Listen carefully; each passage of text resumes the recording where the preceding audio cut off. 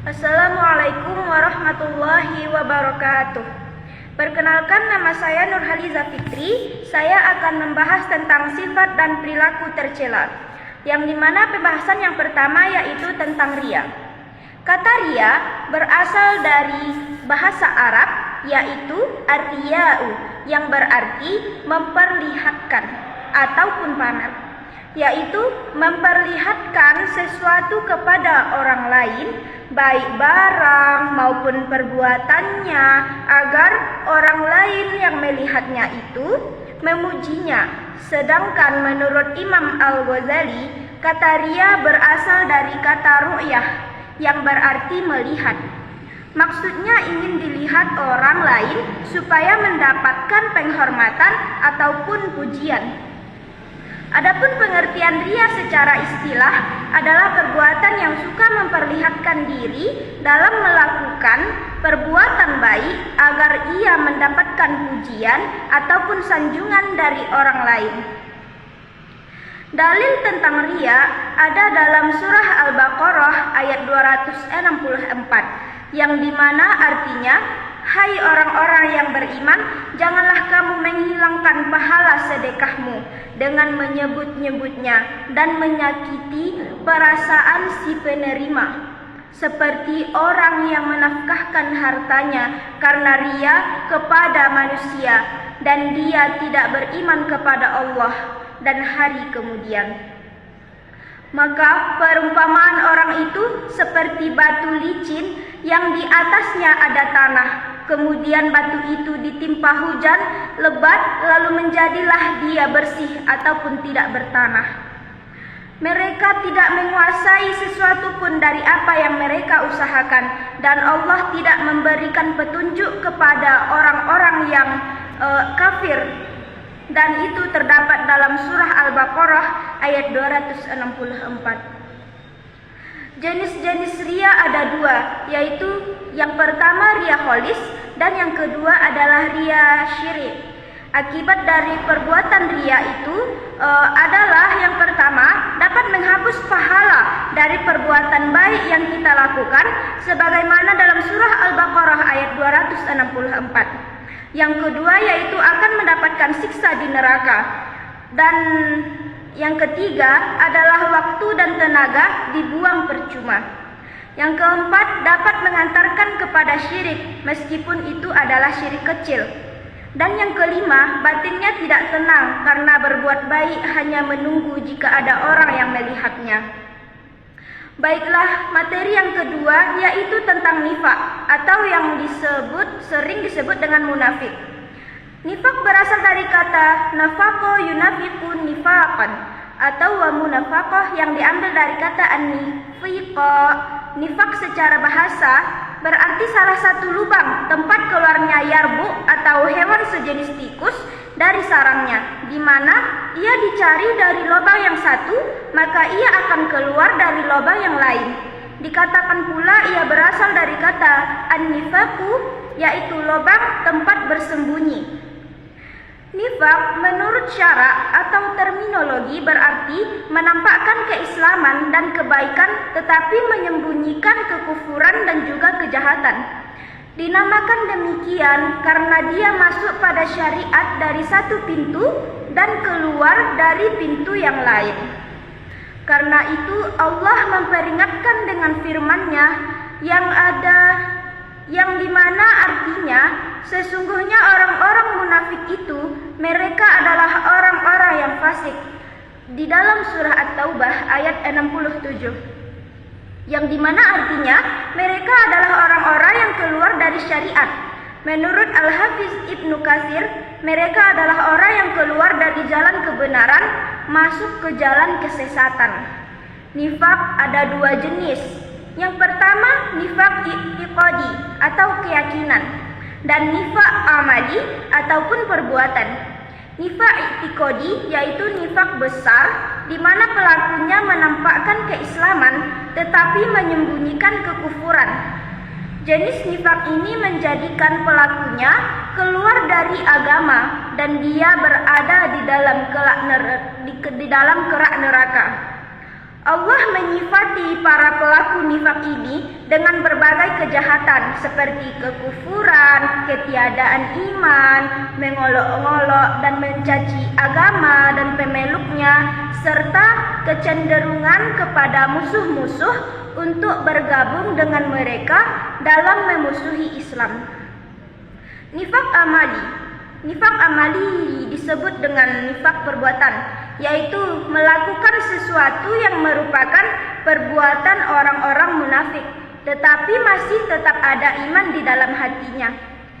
Nifak jenis ini tidak mengeluarkan dari agama, tetapi merupakan wasilah ataupun perantara kepada yang demikian. Pelakunya berada dalam iman dan nifak. Baiklah, materi selanjutnya yaitu tentang hubbud dunia. Secara terminologi, hubbud dunia artinya cinta terhadap dunia. Sementara secara etimologi, hubbud dunia artinya perasaan cinta yang berlebihan terhadap semua hal yang berbau materi, terutama harta benda. Rasulullah SAW bersabda, "Demi Allah, bukan kemiskinan yang aku khawatirkan akan menimpa diri kalian. Akan tetapi, aku khawatir jika dunia ini dibentangkan untuk kalian sebagaimana ia dibentangkan untuk orang-orang sebelumnya, sehingga kalian berlomba-lomba sebagaimana mereka berlomba, dan akhirnya kalian hancur sebagaimana mereka hancur." Hadis riwayat Bukhari dan Muslim. Adapun bahaya yang ditimbulkan dari hubbud dunia, diantaranya yang pertama, membuat manusia lalai dalam melaksanakan ibadah seperti sholat, puasa, dan juga sedekah. Yang kedua, jika seseorang telah dikuasai hatinya oleh iblis, maka ia akan menjadi lemah. Iblis akan membolak-balikkan hatinya seperti anak kecil yang sedang bermain bola. Dan yang ketiga, menimbulkan berbagai penyakit hati lainnya seperti rakus, tamak, bangga, angkuh, dan pamer terhadap apa yang dimiliki. Bahkan dia bisa berbuat keji untuk mendapatkan dunia yang diinginkannya. Adapun ciri-ciri hubbud dunia adalah sebagai berikut. Yang pertama, menganggap dunia sebagai tujuan utama, bukan sebagai sarana mencapai kebahagiaan akhirat. Dan yang kedua, mengumpulkan harta benda dengan menghalalkan segala cara tanpa memperhatikan halal ataupun haramnya. Yang ketiga adalah kikir, tidak rela sedikit pun hartanya lepas ataupun berkurang, serakah, rakus, ataupun tamak. Baiklah, materi selanjutnya adalah tentang ujub.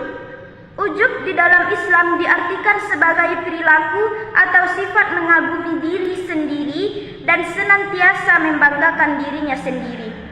Sifat ujub adalah salah satu sifat tercela atau sifat yang harus dihindari oleh umat muslim, karena sifat ini bisa membuat seseorang menjadi sombong maupun ria. Orang yang ujub ini lupa bahwa kehebatan atau keberhasilan yang diperolehnya itu berasal dari Allah Subhanahu wa Ta'ala. Dan sifat ujub ini merupakan sifat yang merusak iman. Orang menjadi hebat dan mempunyai kelebihan dari orang lain boleh saja, akan tetapi jika mempunyai kelebihan sengaja ditampakkan dari orang yang bersangkutan, maka akan menjadi negatif.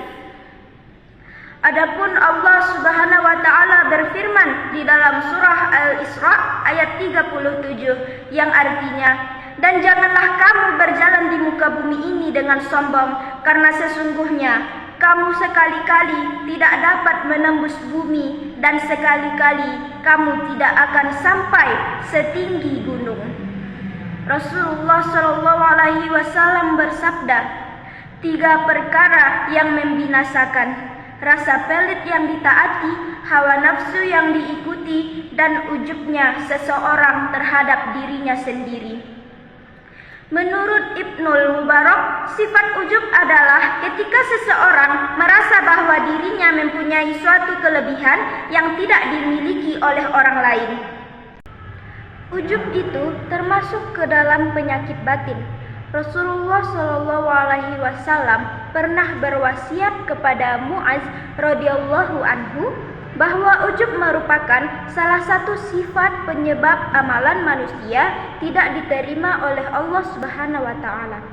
Abu Isa atau Tirmizi ketika sedang menjelaskan satu hadis, beliau menjelaskan bahwa agar seseorang terhindar dari sifat ujub, karena orang yang melakukan amalan dengan secara sembunyi-sembunyi itu lebih baik dan tidak dikhawatirkan dengan adanya ujub, seperti yang dilakukan oleh orang yang secara terang-terangan.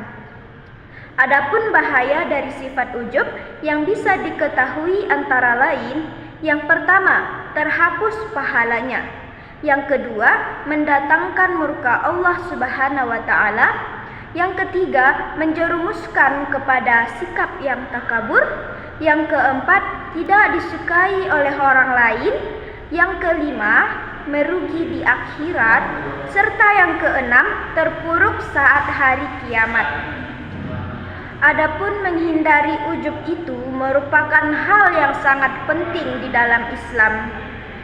Dan beberapa langkah yang bisa kita ambil untuk menghindari sifat ini, yang pertama, memperbanyak zikir dan istighfar kepada Allah Subhanahu wa taala, sehingga tidak ada lagi rasa lalai dan ujub di dalam diri kita. Yang kedua, membiasakan diri untuk memuhasabah setiap harinya. Dapat dilakukan sebelum tidur ataupun selain itu seseorang muslim juga dapat melakukan beberapa hal yang agar terhindar dari sifat ujub tersebut. Yang pertama, senantiasa mengingat karunia Allah Subhanahu wa taala. Yang kedua, senantiasa bersyukur kepada Allah Subhanahu wa taala. Yang keempat, tawadu. Yang kelima, selalu berbuat baik kepada sesama manusia. Adapun contoh dari bentuk ujub yang sering ditemukan di kehidupan sehari-hari, di antaranya adalah yang pertama, ketika anak rajin beribadah, ia merasa kagum dengan ibadah yang dilakukannya. Yang kedua, ketika anak merasa cukup berilmu, ia akan kagum dengan ilmunya. Dan yang ketiga, ketika anak merasa dirinya cantik atau tampan, ia akan terus mengagumi kecantikan ataupun ketampanannya. Serta yang keempat, ketika anak merasakan dirinya dermawan ataupun suka berbagi kepada semua orang, ia pun merasa kagum atas kebaikannya tersebut. Baiklah, sampai sini saja penjelasan dari saya. Wassalamualaikum warahmatullahi wabarakatuh.